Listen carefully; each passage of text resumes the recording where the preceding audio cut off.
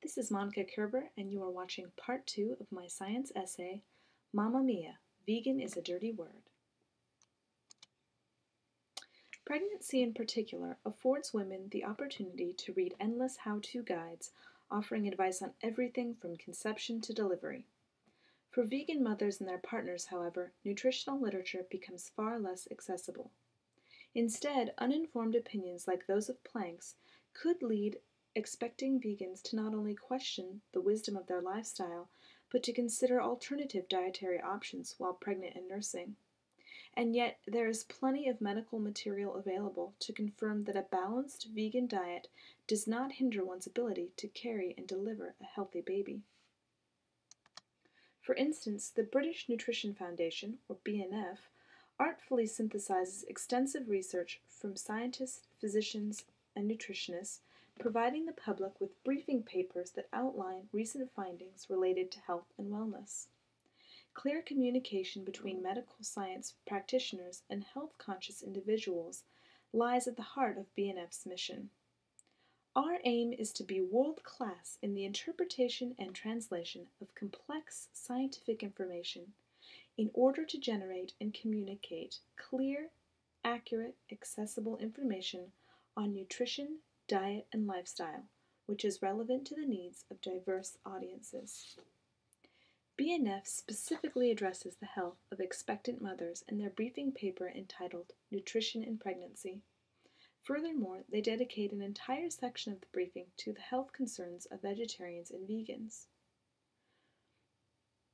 First, BNF acknowledges that regardless of one's dietary preferences, there exists an increased requirement for energy, protein, and some micronutrients during pregnancy. According to BNF and the medical studies they cite, the greatest concern for women who abstain from meat, eggs, and dairy, both during pregnancy and afterwards while nursing, is the potential for a, quote, inadequate intake of iron, folate, or vitamin B12, end quote. Drawing on research from the University of Sheffield, BNF concludes their section of nutritional advice to vegetarians and vegans by maintaining that, quote, it should still be possible for them to meet all their nutrient requirements as long as the nutrients absent, due to the avoidance of dairy or foods of animal origin, are replaced by other sources or supplements, end quote. In other words, the vegan pregnancy, like any other pregnancy, should be a happy and healthy experience. Any expecting or nursing mother who lacks nutrients, whether those nutrients come from beef or leafy green vegetables, can make up for the absence of those nutrients by eating a balanced diet and or obtaining supplements on the advice of her doctor. Despite claims from Planck that, quote, a vegan diet is irresponsible, end quote, the scientific research made available by BNF indicates that all pregnancies require special consideration when it comes to food. Vegetarian and vegan diets aren't particularly special or worse than other diets. They are simply different, requiring their own planning and nutritional considerations.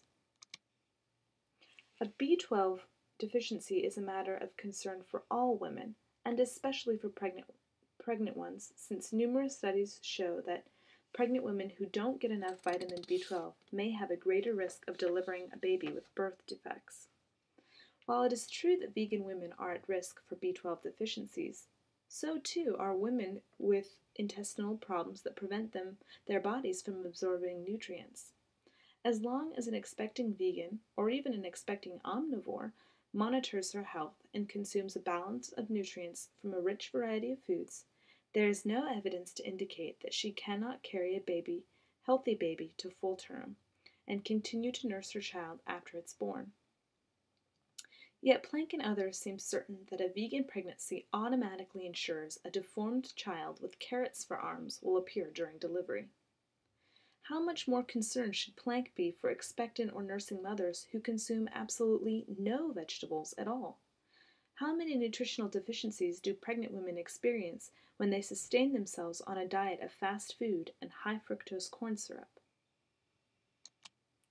Perhaps the best advice for a healthy lifestyle comes from the journalist Michael Pollan. His simple yet profound maxim, eat food, not too much, mostly plants, suggests decisions about how to maintain one's health are less difficult than we think. All of the confusion created by scientists debating the nutritional benefits of Cocoa Puffs, chicken thighs, and asparagus spears masks the real issue at the heart of food concerns: food itself. If expecting and nursing mothers, vegan or otherwise, make a concerted effort to eat real food, such as locally grown fruits and vegetables, they are at far less risk of health complications than the millions of Americans who subsist on nutrient poor diets of processed, fast, modified food substitutes. In general, being an uninformed consumer of any kind is irresponsible. Choosing a vegan or a vegetarian lifestyle does not automatically mean one is putting her child at risk. Instead, the recommendation to eat a plant rich diet will almost certainly result in improved health for all parties involved.